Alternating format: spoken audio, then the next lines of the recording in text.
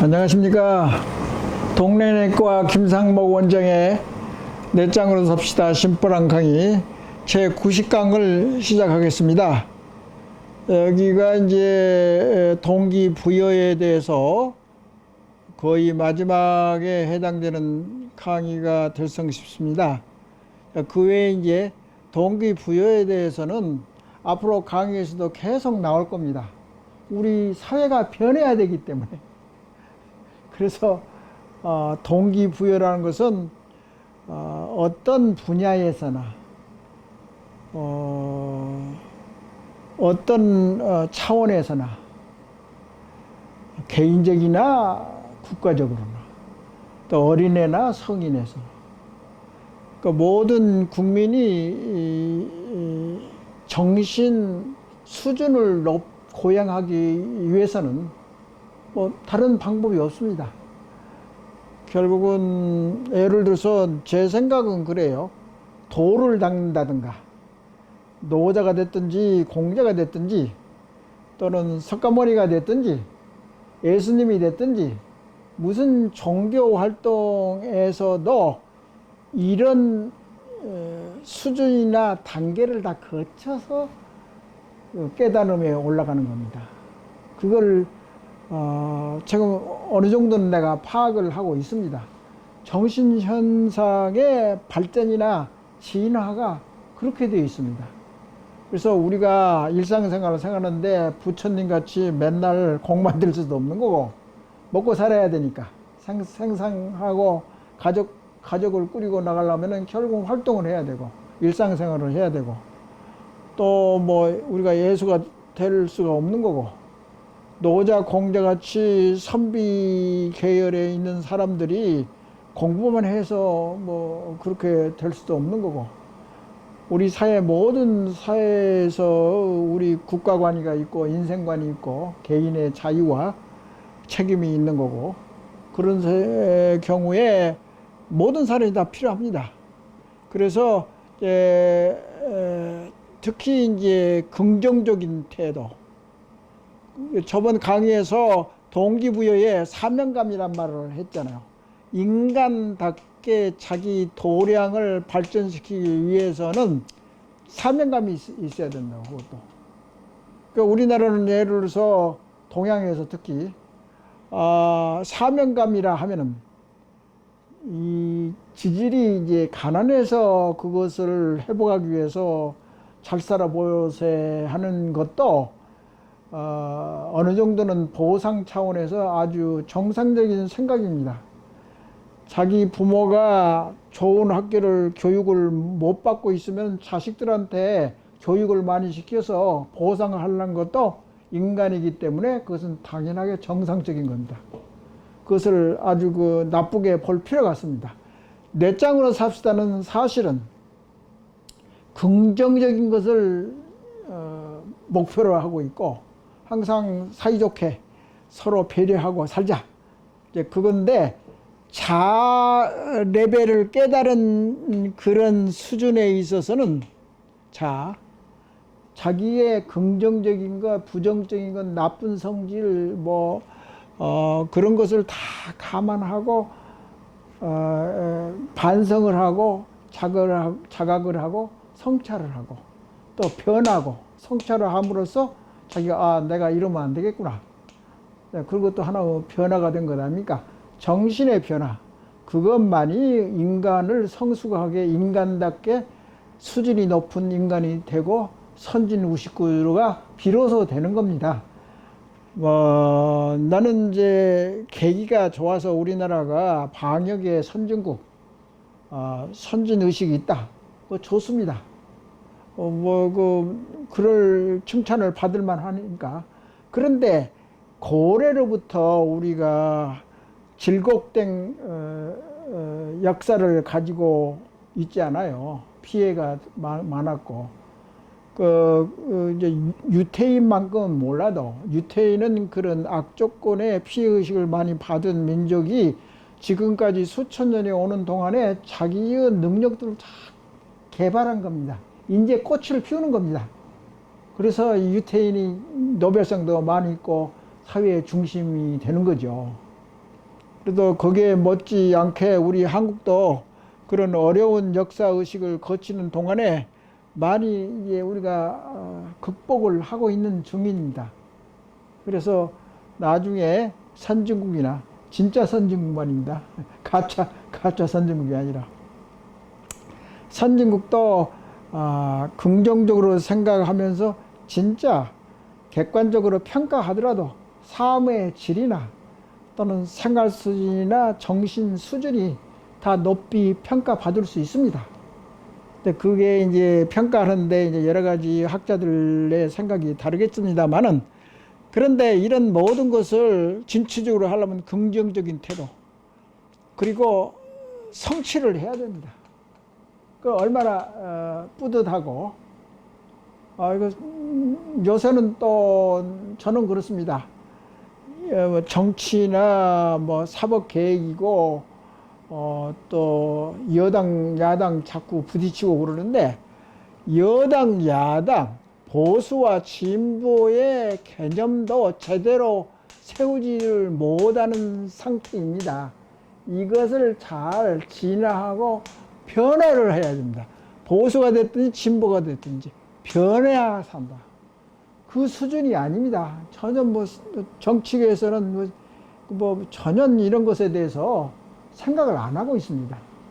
그만큼 수준이 낮다는 것을 의미합니다. 맨날 뭐 부동산이 어쩐데 싸우기나 하고, 국민의 아까운 세금을 지원해 줌에도 불구하고 그렇게 국회의원이나 지도자들이 공부를 안 하고 활동을 안 하고 있는데, 그게 옛날 조선시대의 선비가 아무것도 안 하면서 자기들이 잘났다고 정치도 잘 못하면서 그런 꼴이 되면 되겠습니까? 긍정적인 태도와 성취감을 있어야 된단 말이에요. 도전의식이 있어야 되고, 그런 것에 대해서 그렇게 긍정적으로 하면은 변화를 쉽게 조성하고, 사명감과 목표감, 뭐 인간관계, 뭐 자부심과 더불어서 변화를 쉽게 조성할 수가 있습니다. 그래서 거기에 대해서 이야기를 하면은 간단하게 정신적인 그 패턴이 있습니다. 긍정적인 정신의 패턴이 내적인 동기가 강하다. 지금까지 이야기 강의한 것 아닙니까? 그 다음에 높은 기준의 가치관을 가지고 있다. 새로운 가치관을 만들자고 그랬거든요. 가치관이 중요하다는 것을 인식 못하면 그것은 수준이 낮은 사람입니다. 그 목표를 넘어라 한탕주의로 한 번에 하려고 하는 것이 조급하게, 그것도 조급증에 걸린 사람들은 항상 목표치를 너무나 비현실적으로 높게 보고 쉽게 보고 생각도 제대로 못하면서 그럴 때는 목표를 아주 작은 덩어리로 쪼개가지고 그 아주 낮게 목표를 세워가지고 그것만이라도 하여튼 변화를 시켜가지고 성공을 하게 되면 그 다음에 더 큰 목표치도 달성할 수 있게 스텝 바이 스텝으로, 또 어떤 계기가 있을 때는 이게 갑자기 변화가 오는 것도 있습니다. 우리가 나라가 망하면 금모으기 운동도 했잖아요. 아니 나라가 망하는데 죽기야 살기야 금을 모아야 하잖아요. 그렇게 해서 목표를 작은 덩어리로 나누어서 단계적으로 달성하는 것이 유리하다. 그러니까 이런 것을 긍정적인 태도를 하는 데 있어서도 이것도 생각이거든. 생각의 깊이와 형태와 모양을 영화를 만들어 가지고 돌리는 식으로 해 가지고 머리에 되새기고 또 회상하고 훈련하고 머릿속에서 훈련하는 겁니다. 그러니까 높이뛰기 선수가 눈을 감고 있어도 항상 머릿속으로 그러잖아요. 높이 뛰는 것을 자꾸 또 하고 또 하고 또 해보고 또 해보고 딱 그렇게 합니다. 그러니까 뇌에다가 이제 이게 시각화를 자꾸 장전을 시키는 거예요. 그렇게 이해를 하면 좋겠고, 현재와 미래의 가장 그 시간적으로 결합을 해가지고 긍정적인 미래를 생생하게 기억을 해야 됩니다. 아, 내가 어떤 목표에 도달하면, 아, 그때는 내 생활이, 내 태도가, 내 모양이 뭐 어떠다든가, 얼굴색이 이제 금연을 하게 되면 얼굴색이 좋아진다든가, 미녀가 생긴다든가, 꾀죄죄하지 않다든가, 정신적으로. 그런 것을, 미래에 일어날 수 있는 것을, 만들어가지고, 자기가 생각을 해가지고, 만들어가지고 그것을 즐기는 것. 아, 뭐, 한 1년 후에는 내가 어떤 그런 희망과 비전과 과학적인 판단에 의해서 생생하게 동기를 부여하고 또 힘을 내고 의욕을 내고 그런 것이 자기 개인적인 주도적으로 해야 됩니다. 누가 시켜서 하면 절대 안 됩니다. 이건 성인이 됐든지 어린애가 됐든지, 특히 어린애는 스스로 할 수 있게 공부도 실험도 또는 관찰도 스스로 할 수 있게, 그리고 자기가 자신을 비교해야 된다. 그래서 그 이제 어떤 경우에는 이제 우리 머릿속에 자아 개념이 2가지도 있고 3가지도 있고 4가지도 있고 5가지도 있다고 내가 지난 강의도 그랬잖아요. 그러면 현실적인 자아도 있고 이상적인 자아가 있고, 그럼 자기 자신의 자신을 자기 자신하고 이상적인 자아하고 비교를 한단 말이야. 현실적인 자아하고 이상적인 자아를 비교함으로써 그것을 더 잘해야겠다, 저 잘해야겠다고 발전하고, 오로지 자기 자신의 평가로 하지 딴 사람을 비교를 하지 않습니다. 근데 사실은 모든 것이 사람인지라 외부에 비교도 하고 외부에 눈을 돌리지 않을 수가 없는데, 그렇지만은 적어도 자기가 자기의 능력을 발전시키는 자기 자신을 잣대로 해가지고 자기 자신이 평가를 해가지고 거기에 몰입을 하고, 또 어떨 때는 부정적인 생각이 나오면 객관적인 관절을 해서 다시 또 올바른 방향으로 해가지고 부정적인 것은 긍정적으로, 객관적인 것은 주관적으로 한다든가, 그렇게 해서 마음을 바꿀 수 있는, 변화를 시킬 수 있는 능력을 길러내고, 예를 들어서 이제 미국 예를 들으면은 옛날에 인공위성을 쏘아 올릴 때 소련한테 뒤졌잖아요. 뒤져가지고 케네디 대통령이 아폴로 계획을 발표를 했죠. 그러니까 언제까지 해서 인간이 달에 발을 딛게 하겠다. 그건 하나의 목표거든. 엄청난 목표죠. 근데 제가 그 당시에 미국에 있었습니다마는 거기 아폴로 계획에서 필요한 의사들도 이게 모집을 하고 그랬다고. 그래서 나도 뭔가 해서 거기 한번 참여를 할까 하다가 이거 안 되겠다 하고 이제 실력이 없기 때문에 그런 이제 기억이 있습니다.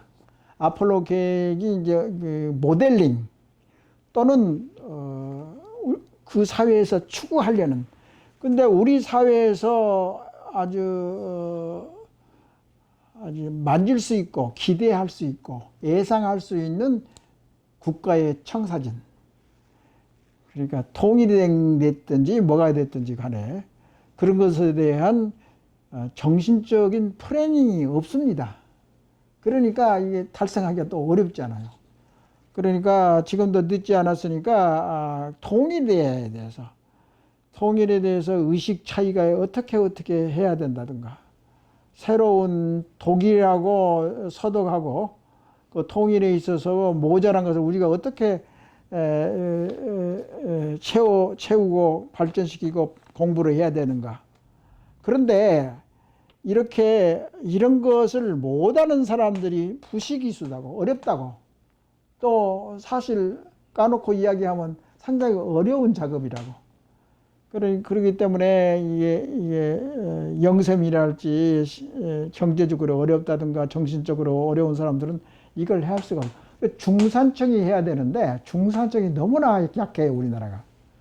그리고 이제 먼저도 이야기했지만 이제 기존의 기득권이 돈이 됐든지 권력이 됐든지 움직이지를 안 하려고 그래요. 그게 문제라고 이제. 뭐 강남 좌파라도 좀 많았으면 좋겠는데 그래야지 이거 추진 세력이 생기는데 이렇게 뭐 기득권을 가지고 쭉 누려온 사람들은 움직이지를 않나 그래. 그것은 인간의 뇌의 성질 때문에 그래요. 그것을 이게 부정하는 것은 아니에요. 근데 그럼에도 불구하고 자기의 욕심을 채운 이후에 넘쳐나이다. 내 능력과 재산이나 권력이나 내적인 동기나 내적인 스스로 할 수 있는 능력이나 또는 도전이가 됐든지 그래서 아무리 이제 나쁜 부정적인 것이 있더라도 대기업이 돈을 많이 벌어서 우리나라 잘 살게 하고 또 거기에다가 또 플러스 고용 창출, 그 플러스 또 사회에 환원하고 그렇게 해서 그러면 좌파가 자꾸 재분배해 주라면 조금 돈을 준다든가 죄송합니다. 그렇게 해서 여유롭게 사회가 돌아가게 만들어야 되지 않습니까? 그런데 어떻게 많은 사람들이 무기력하다고 사실은. 그런데 자신의 상황을 변화시킬 힘을 가지고 있는데도 불구하고 그것을 능력이 있다는 것을 깨닫지를 못하고 무지해서 특히 동북아에서는 진취적이 아니기 때문에 서양한테 제패당했잖아요. 그러니까 사고방식의 좀 차이 때문에 그러긴 그러는데 여튼 이제 우리나라가 빨리빨리 한다고 그랬는데 과학적으로 정확하게 하면서 빨리빨리 하면 건 좋은 거죠. 그런데 부실하게 한탕주의로 빨리빨리 하면은 맨날 손해만 나는 거죠, 이제. 벌어놓은 돈도 까먹고. 그런데 이제 그런 것에 대해서 이제 무지한데, 그러니까 이제 그렇게 무기라고 기득권자, 그 사람들의 이제 이유를 들어보면은 이렇대요. 그러니까 이제 움직이지 않은 사람들. 불평등한 시대에 살고 있다. 고로 나는 변화 안 한다. 그런 사고방식이 팽배하대요. 그 다음에 불평등은 현실보다 훨씬 크게 자각을 하고 있다 이 말이죠. 사실은 그러지 않은데 맨날 당하는 것 피해의식만 당해가지고 나는 피해만 하고 이게 국가의 새롭게 같이 공동체로 이렇게 발전시킬 수 있는 것에 참여하지 않았나. 아이고 다 우리나라 다 발전했지 않느냐. 근데 개인이 바위 계란 깨는 식으로 그 무슨 능력이 있다고 그렇게 열심히 하느냐. 그렇게 패배주의. 근데 그런 게 아주 그러니까 돈이 많으면서 졸부들 있잖아요. 졸부들은 이 내적인 동기의 힘, 이게 상당히 약해요. 돈만 생각하지. 그런 걸 알지. 그리고 또 이제 무기력하다는 것에 대해서 도전을 하려고 하지 않아요. 그리고 이런 효과적인 변화의 기법, 예를 들어서 NLP라는 그런 것에 대해서 배우려고도 하지 않고 여튼 노력을 하지 않은 거죠. 그리고 이 지식이나 인간의 품이랄지 뇌의 우수성이랄지 능력이랄지 품격이랄지 수준이 무지하기 때문에 그 자체도 이해를 못한다. 그렇게 말씀을 올릴 수가 있기 때문에 하여튼 좀 너무 강하게 요구를 하는 것 같아서 죄송합니다. 또 계속해서 뇌장으로 삽시다. 뇌의 성질이 우리나라 의식구조를 향상시키고 고양하는 데 있어서 필요한 환경을 만들어주고 변화를 쉽게 할 수 있는 새로운 가치관을 이렇게 자꾸 두들려보고 또 점검하고 반복하고 그렇게 해서 예. 근데 사실 가능성이 있습니다. 우리나라가 선진 의식구조 중에서 선도하는 선진 의식구조를 만들 수 있어요. 왜? 우리나라는 특히 동북아에서는 동양에 좋은 도덕 의식구조가 있고 집단 의식구조가 있고 사회 공동체 의식이 있습니다. 그래서 코로나 사태에서도 우리가 대처하는 것도 공동체 의식이 있다고 나는 생각이 되거든요. 그러니까 선진 의식은 누가 뭐 던져줘서 생긴 겁니까? 가지고 있는 것들이죠.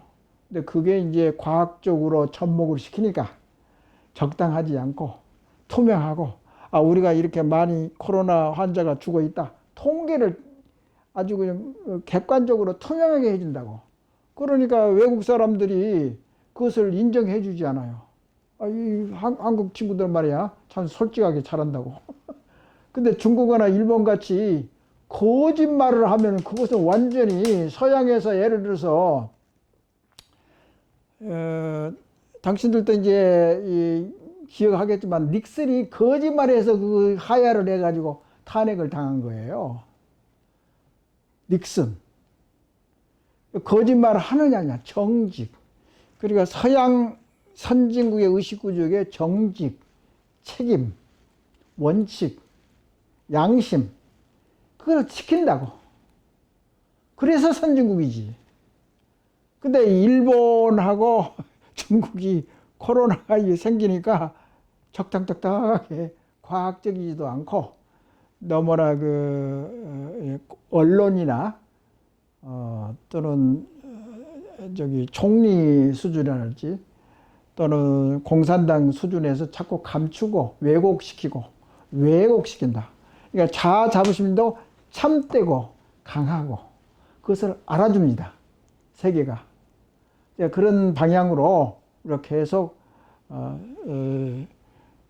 특히 개인적인 자아 자부심을 연마하는데 노력을 해야 될 것 같습니다. 예, 이상 이번 강의는 이걸로 마치겠습니다. 감사합니다.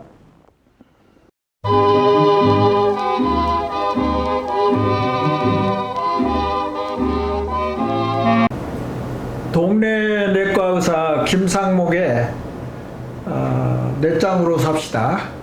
10번한 강의 제22강을 시작하겠습니다.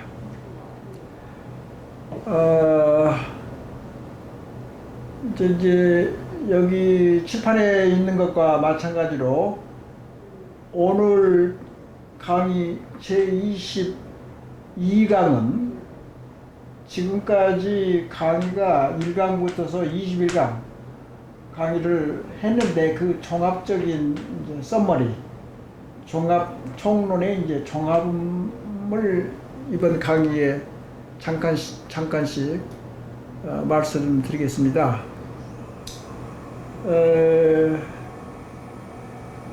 그래서 여기에 써진 바와 같이 이게 지난 21강에 이제 중요한 이제 줄거리가 여기에 적혀 있어요. 그래서 이제 이 뇌장이라는 것이 이제 다음 강의에 강론 강의에 또 나오겠습니다. 그래서 잠깐 이야기를 하면은 IQ하고 EQ 이게 지능지수, 감성지수, 도덕지수, 사회지수, 그 다음에 생활 열정 지수, 또 창의력, 이렇게 이제 CQ, 그러니까 내장. 사실 강론에서 잠깐 이야기가 나오겠는데, 이 내장이라는 것을 영어로 하면은 이제 세레브랄. 세레브랄이라는 것은 뭐냐면 대뇌적이라는 그런 이야기입니다. 그래서 저 대뇌 중에서 제일 바깥 부분, 거기가 이제 대뇌 피질이라고 하는 데인데, 거기가 이제 인간에만 이제 많이 발달된 뇌 구조가 되겠습니다. 그래서 항상 이야기를 하지만,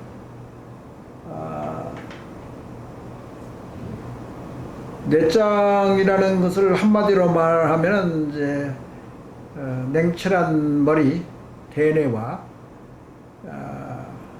그리고 따뜻한 감성, 그러니까 변연계, 뇌의 변연계에서 나타나는 이제 감성, 그 다음에 과학적이고 이성적인 대뇌 피질에서 나오는 뇌의 힘, 그런 것을 이제 종합해서 만들어낸 단어가 되겠는데요.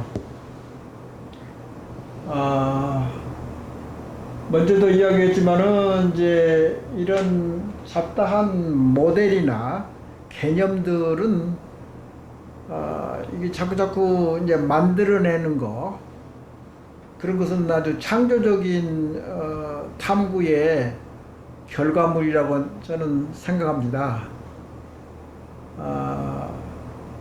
우리의 의식 구조를 선진 수준으로 올리는 데 있어서 뭐 쉽지 않죠. 그것을 하나의 이제 카테고리, 개념으로 이렇게 펼침으로써 이해하기도 쉽고, 그리고 앞으로 나아가는 데 있어서 더 발전시키는 데 있어서 이제 디딤돌이 되는 거고요.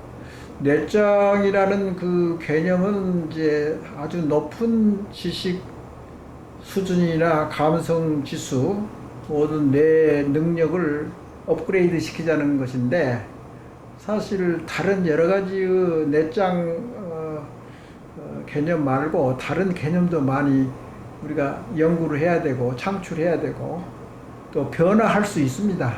내장 개념이라는 것이 항상 또 고정되어 있는 개념이 아니기 때문에 그걸 더 업그레이드 시키고 변화시킬 수 있는 겁니다. 지난 강의에서 언급한 것 같이 융합사고라는 것을 강조했습니다. 도덕이라는 것은 우리 동양의 의식구조, 그 다음에 양심과 책임은 서양의 의식구조, 이걸 적절하게 융합을 시켜가지고 더 업그레이드 된 그런 이제 개념이 내장 개념입니다. 그래서 우리나라에서 독특한 개념이죠. 왜냐하면은 우리나라의 나쁜 의식구조, 한국병, 그리고 우리나라의 좋은 의식구조, 국민성, 그렇게 지난 강의에 노는 것과 마찬가지로, 그런데다가 이제 그런 이제 것을 믹스를 해가지고 일단 우리 의식구조의 현주소가 어딘가, 기준이 어떻게 되는가, 그리고 우리가 바라고자 하는 레벨이, 목표가 어떤가, 나중에 의식 수준을 끌어올리는 그런 목표는 무엇인가, 그런 것이 차차 따라서 그 물음에 대답을 해야 되고, 그게 연구 과제가 되겠습니다. 여기서 중요한 것은 내가 외국에 좀 살아봤기 때문에 이 외국의 그 의식구조, 국민성이 얼마나 우리하고 차이가 있는지를 몸소 체험하니까 이런 것에 대해서 관심이 있고 그에 관련된 연구와 책을 공부하면서 이제 터득한 것입니다, 이게. 그래서 이제 먼저 강의에서도 이야기했지만 서양의 의식구조는 자유와 선택, 그에 따른 결정을 자기 스스로 하고 다른 사람에 의존하지 않고 집단적인 그룹의 자아를 벗어나서 개인, 자기 머리 내부, 그러니까 자기 내부 성찰, 개인적인 행동과 개인적인 자아의식에 기초를 해서 결정을 하고 그 결정한 것을 행동에 옮겨서 행동의 이제 결과를 면밀히 따지고 거기에 대한 책임, 자기가 결정하고 자유스럽게 결정했으면 자기가 그 결과에 대해서는 책임을 져야 됩니다. 그게 서양의 개인 의식구조의 그 특색인데요. 그러니까 뭐 동양이고 서양이고 장점도 있고 단점이 있는데 제 생각에는 이제 의식 수준의 레벨이 아직 글로벌 스탠다드, 세계적인 기준에 좀 못 미치지 않나. 그러나 우리 의식구조는 상당히 포텐셜이 강한 민족이라고 생각하고 그런 의식구조를 또 탐구하고 깨우치고 더 발전하고 변화시키고 그래야 될 시점에 와 있다고 생각합니다. 여기서도 간단히 이야기해 보면 이제 스트레스하고 자아 자부심하고는 상당히 이제 이 연관이 많습니다. 스트레스하고 자아 자부심. 스트레스가 많고 만성 스트레스가 많으면은 뇌에 변화가 생깁니다.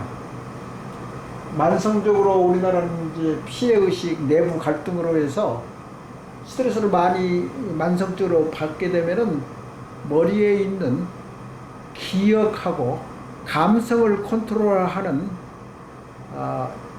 해마라는 이제 변형계의 일부분인데요. 예를 들어서 변형계가 어디가 있냐면은 대강 2레벨이 있습니다. 변형계의 뇌관하고 사이에 여기 이제 해마는 감성도 컨트롤하지만 기억력도 컨트롤합니다. 이 옆에는 이제 편도체라고 또 그런 거 있습니다. 변형계 중에서. 그래서 이제 위쪽으로 가기도 하고 아래쪽으로 이제 연결이 돼서 신호가 왔다 갔다 하고 그런 것들이 아주 밀접한 관계가 있는 변형계의 일부분인데요. 이게 만성 스트레스가 있는 우리나라 같은 의식구조에서는 이 해마라는 것이 굉장히 수축되어 있습니다. 정상적으로는 이렇게 커져야 되는데 이게 줄어졌다고 이렇게. 그런 것을 지금까지 뇌과학에서 밝혀낸 것입니다. 그러니까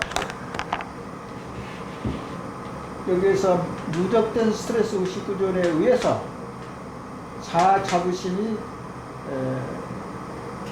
떨어질 수도 있고 올라갈 수도 있고 그 장기적인 스트레스에서는 자부심이 생겨나기가 어렵습니다. 이게 그래서 이제 그런 깊은 관계가 있고 제가 주장하는 내장 이론은 상당히 독특합니다. 우리나라에서 토종으로 만들어낸 개념인데요. 왜 그러냐면은 우리나라 의식구조나 국민성의 좋은 점 6가지, 나쁜 점, 한국병 6가지. 그럼 나름대로 내가 연구를 해서 개발해냈고 동시에 우리의 이제 의식구조에서는 장점도 있어서 장점은 더 유지시키고 저의 요소가 또 있거든요. 지난 강의에도 이야기했지만 그것을 감안하고 그래서 이렇게 진단을 내렸으면은 당연히 처방전이 나와야지. 더더구나 내가 환자를 보는 데 있어서 필수적으로 정확한 진단에 정확한 처방전을 내는 것이 의식구조의 속성입니다. 그게 뭐 의학의 속성보다도 그렇게 머리가 그렇게 그런 이제 뇌과학에 의해서도 밝혀졌지만 확실한 겁니다. 그건. 그래서 처방전을 지난 강의에 이미 다 설명을 했습니다. 처방전이 3가지가 있습니다. 그리고 장점도 내가 제시를 했고요. 그 다음에 저해 요소도 내가 제시를 했고, 이런 것을 토탈 전체적으로 한 게 이제 뇌장 운동이라는 거, 여기서 이제 뇌장 운동이라는 것이 처방전 3가지, 장점, 저해 요소, 이걸 통틀어서 뇌장에 처방을 내는데, 이것을 기초로 해서 진단을 했습니다. 구체적인 운동, 요게 개발한 겁니다. 순서가 그렇게 됩니다. 그런데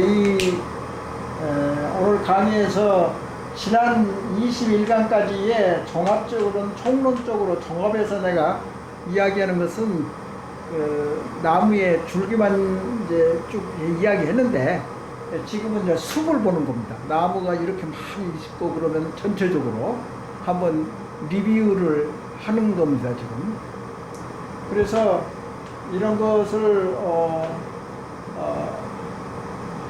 연구를 해가지고 뇌장 운동 6가지, 의식계획 6가지가 벌써 내 책에 다 명시가 되어 있습니다. 앞으로 강론에서도 이런 것에 대해서 또 이야기할 겁니다. 왜 뇌를 변화시킨다는 건 참 어렵습니다. 그래서 이렇게 강의가 길어지고 이런 경험이 없는 우리 의식구조에 있어서 이해시키고, 그래서 이제 창의적으로 자아가 무엇인가에 대해서도 지난 강의에서도 창의적으로 히드라 모델이라고 아마 기억나실까 모르겠습니다. 이런 이제 상상의 자아 모델, 이런 것을 제시를 하면서 설명을 하려고 무진 애를 쓰고 있습니다, 지금. 그것을 이해해 주시면 좋겠습니다. 그리고 특히 자아 능력 점수라고 이쪽에서 소개를 했는데, 여기서는 이제 3가지 결과를 이야기해요. 이렇게 질문 형식으로 해가지고 점수를 매겨가지고 이 독자들이 점수에 따라서 강한 자아의식을 가지고 있는 소유자다, 그렇게 판정을 할 수도 있고, 적당한 자아 능력이 있다, 또는 자아 능력을 보강할 필요가 있는 사람이다. 3 부류로 이제 나누는 거죠. 근데 이게 아주 과학적인 것은 아니죠. 그렇지만은 기본적으로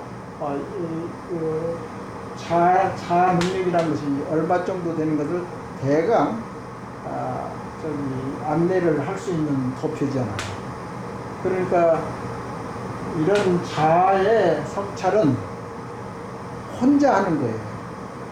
혼자 하고 딴 사람하고 비교는 전혀 하지 않고, 근데 과거에 이제 내가 못났다든가 머리가 좋다든가 그것은 이제 간접적으로 부모님이나 친구나 학교에서 이제 어느 정도 간접적으로는 내가 자아 의식이 이제 알 수 있는 거지만은, 사실은 자기가 자기를 진단하고 판단하고 객관적으로 그렇게 탐구하는 것이 자아 탐구입니다. 그렇기 때문에 굉장히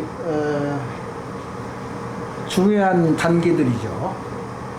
그래서 일단 이 총론을 종합만 하려고 해도 이렇게 상당히 시간이 들었어요. 그래서 시간이 조금 지나고 그랬기 때문에 다음 강의로 넘기고, 오늘 강의는 이것으로 마치겠습니다. 네, 감사합니다.